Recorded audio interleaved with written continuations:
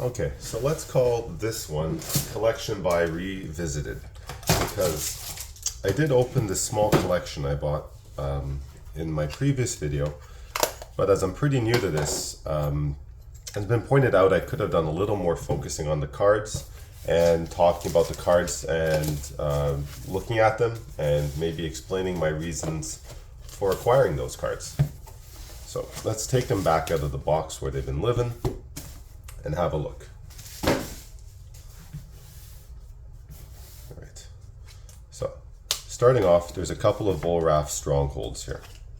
When I like buying old reserve list lands in general. I think that they're cards that can appreciate because lands can find homes in many decks. It's also a cool card maybe to play with it.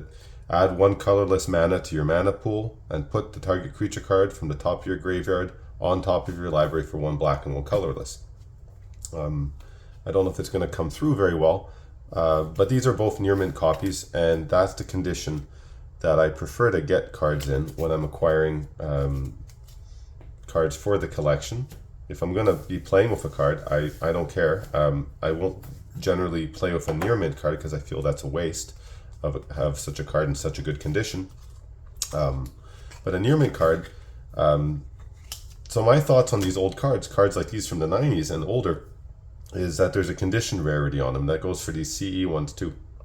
Here's a CE force field, and you can see, I don't know if you can see, but I can see that it's in really good near mint condition. There's no whitening or dents on the back of these square corners, which is really hard to find because those ding up really, really easily. Cyclopean Tomb, it's another iconic card. This is a CE copy. I have to go back in my notes and see what I paid, but I think these cards are undervalued. You know, I think a lot of cards, I can't talk about the short term with the way that the economy is today and whether or not these are going to instantly shoot up in value or they're undervalued for the moment, but I really truly think in the long run they're undervalued. The print run for CE and IE, International Collector's Edition cards, is somewhere between beta and unlimited, but their pricing is a lot more similar to revised, so their rarity and their pricing aren't on the same page. And they're beautiful. These cards have beautiful colors. They're well printed. They have square corners, but they're also legal to play in tournaments, in some tournaments, and a lot of people accept them to play anywhere because they are real cards for another thing. So I think they have a lot of applications. They have applications to collectors who are collecting CE sets.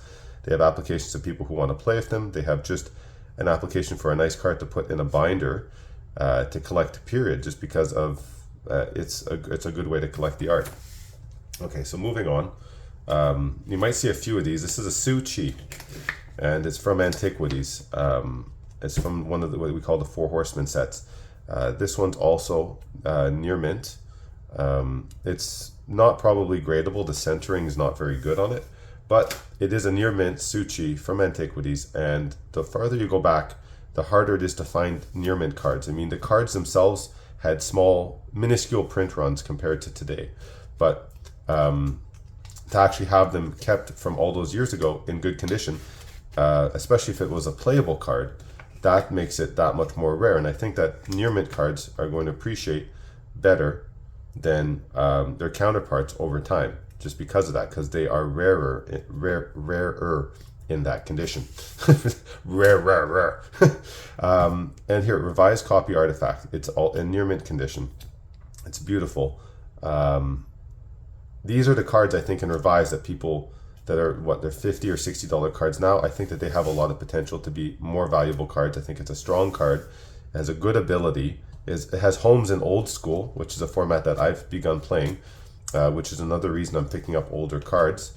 And I think that as time goes on, old school is not that popular now, but I think over time it will gain in popularity because it is cool. I think people might want to go back to that history and play that type of game. It's a very, very good and appealing format for many reasons, which could be the subject of a whole nother video. So another old card from the Four Horsemen set. This one's from Legend. It's Caracas, and there's 1, 2, 3, 4. So there's a play set of them. And they're not all near mints. A couple of them are. I think a couple of these are better described as being light play. That's still good to have them. Light play is kind of where, yeah, this one maybe light play, maybe medium play. You can see the whitening. I would say that just on the front of this card, it's probably light play. If it has more scuffing on the back, maybe it's a kind of almost a medium play card.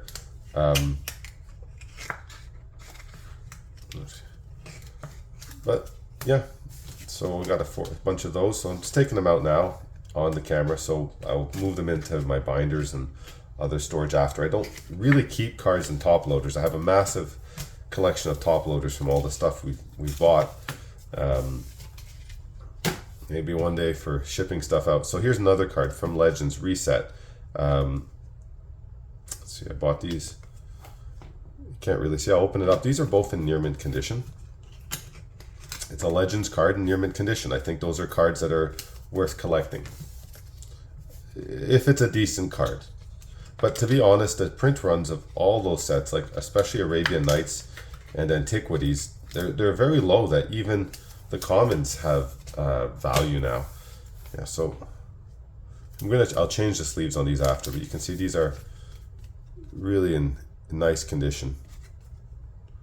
Near mint, been stored away for many years carefully. How's this one? This one's got a little something on the corner down here, but yeah, overall they're nice. It's hard to find good condition old cards. If you try to buy any, you'll find that out to be the case quite often. And people, that's the other thing, grading. How do you grade a card? I could do another video just on that. Here's some Bloodlust from Legends as well. I think I have gotten a play set of these. No, just 3. Anyway, they're also near mint condition, maybe LP condition. Beautiful cards. You know, beautiful cards, beautiful art on the cards. The cards from these sets have a great style of art, and it's nostalgic, and I love it. So yeah, that's another reason I'm getting them. I like the cards, I like the art. Here's another card from Legends again, Chain Lightning, and there's probably 3 or 4 of those in here. Yeah. So 4 Chain Lightning. I may not just take them on video. I don't want this to become too long a video, but these are also near mint, and so they'll go in the collection. Here's some more Legendary Lands from Legends. We got, take these out because they're doubled in here. So I recently joined a format called the Four Horsemen format. It's an old school format, and we're only playing with cards from the original Four Horsemen sets. So that's Arabian Nights, Antiquities, Legends, and the Dark. So these cards, like Hammerheim, which, if we read Hammerheim's ability, it's a legendary land. It comes into play. You can tap it for 1 red mana, or you can tap it to remove the land walking ability from a target creature until the end of turn. That card actually has a home in some of the decks I'm building, and so if I get a near mint copy, I'll put it in my collection binder and keep it like in that type of condition. And if it's lower than near mint, I have no issues playing with it. I'll definitely play with that card if it has a home in one of my decks. And same thing, and here's Urborg. It's a black, gives you 1 black mana. It can also tap to remove the first strike or the swamp walking ability from a target creature till the end of turn. So, I mean, that card is strictly better than a swamp. Unless someone plays a Blood Moon, that card is strictly better than a swamp. It does everything a swamp does. Here's 2 more. And it has this other cool ability, this other tap effect ability. And Legends has 5 lands, 1 for each color. They each have a special ability.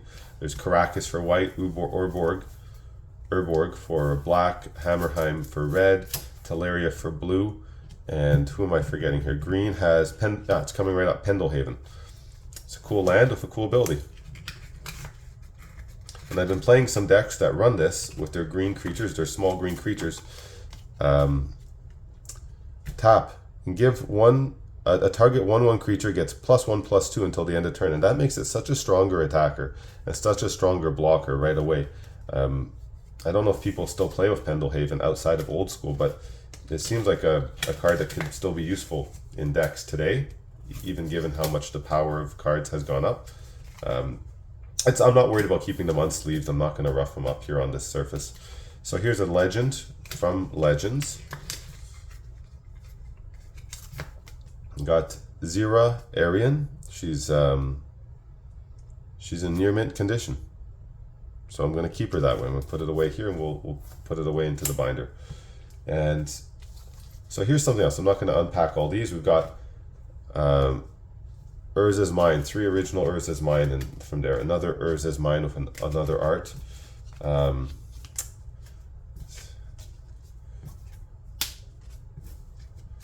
We've got the columns, the ball, and the bug Tron lands, the Urza's Power Plant. Oh, and I think there's a couple of cards. Yeah, so we got a few others on the back. I'll show you those.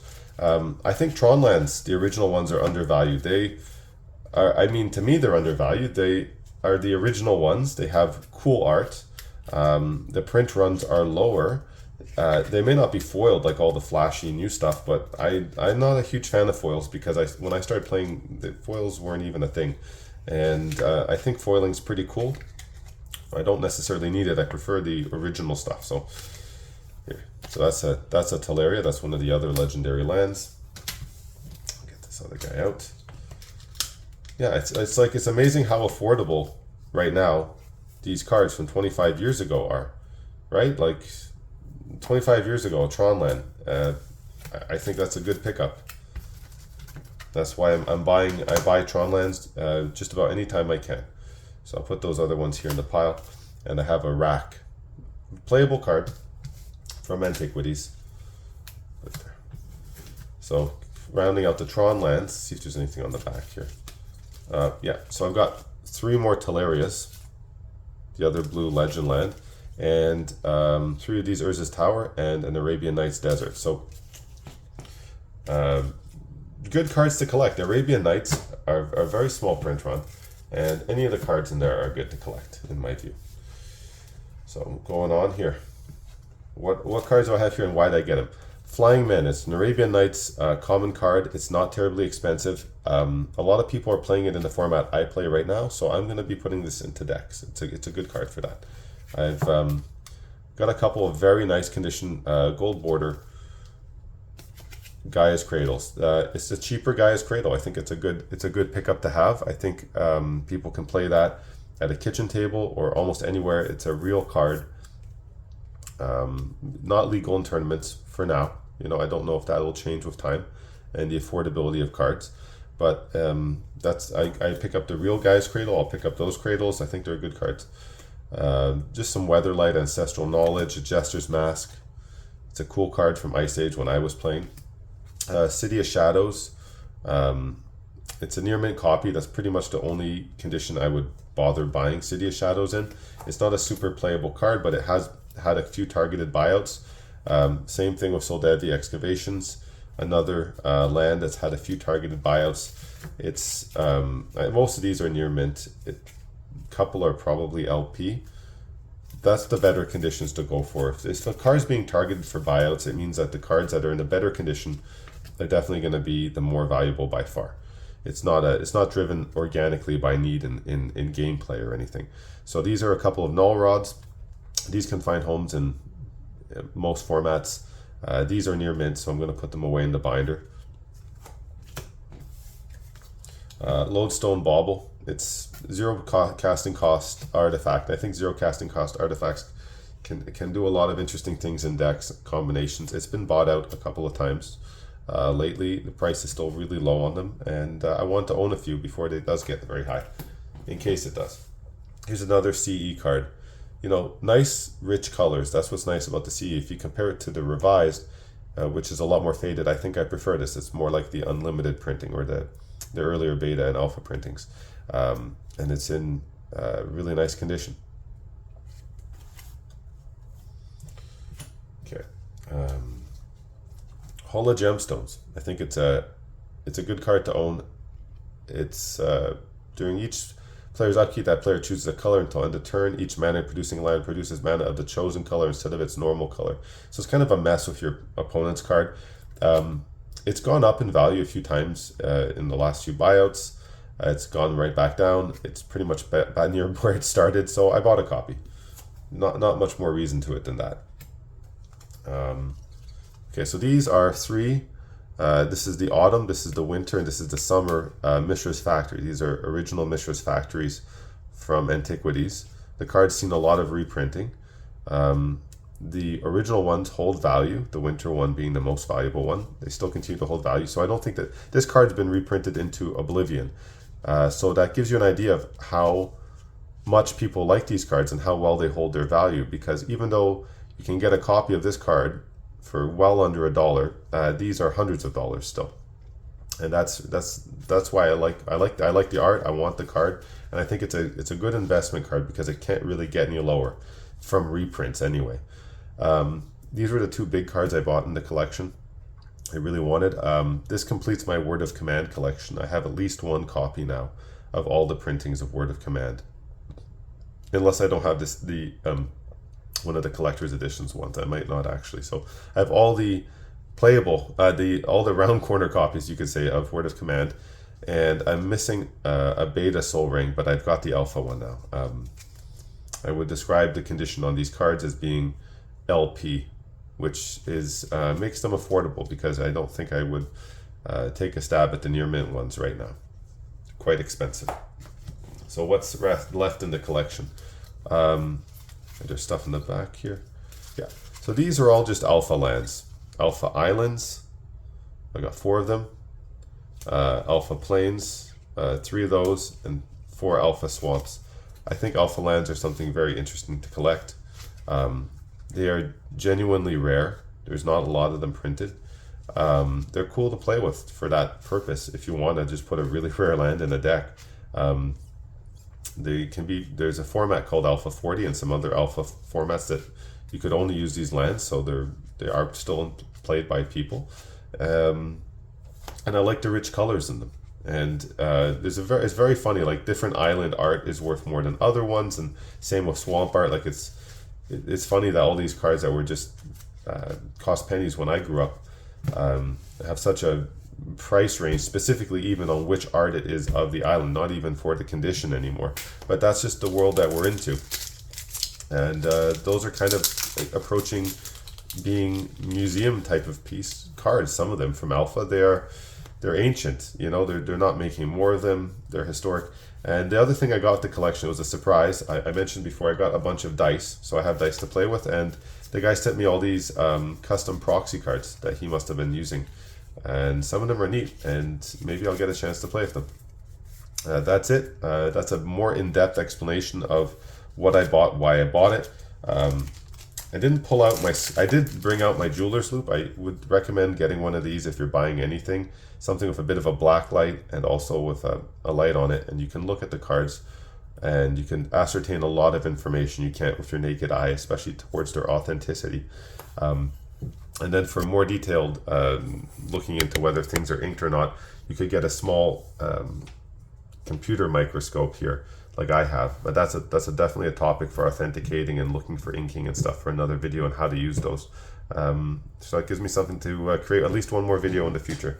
Thanks for watching. This is probably an exceptionally long video compared to where I thought it was going to take. So yeah, I'm just going to stop it there. Take care. Talk to you, or watch another video later if I make one. Bye.